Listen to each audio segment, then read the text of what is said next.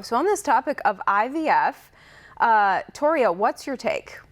I just want to start out by saying that thank you for having me on, and Rachel, thank you for all of your anti-feminist work you're doing. We need that in this world. This is actually a very personal issue to me because my aunt, who is a devout Catholic and conservative, actually could only conceive through in vitro fertilization. She actually was at childbearing age, and what most people don't realize is that infertility can also be caused by hormonal imbalances, and you're seeing what's going on right now with big pharma and the food industry. I mean, hopefully Robert F. Kennedy gets into Trump's administration and can reform some of what's going on, but there's so many causes that we're just not privy to.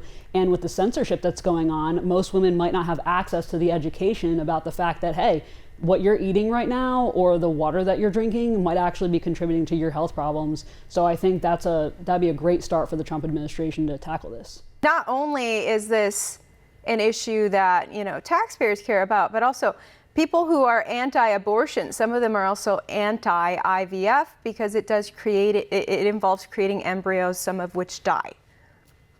Yes, that would be my position as well.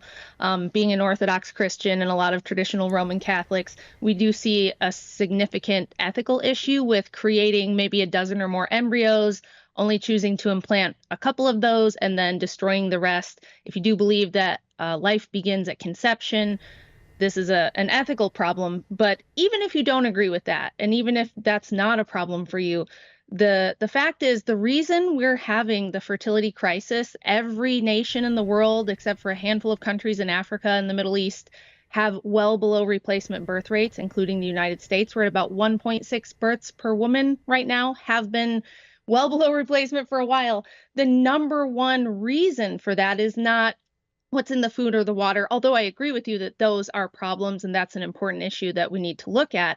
It's the advanced maternal age. Women are waiting so much longer now to get married and to have children. The average age of a first marriage in the United States is almost 31 years old, compared to about 22 years old in our grandparents' generation. And then the average age of a first birth is 27 and a half years old.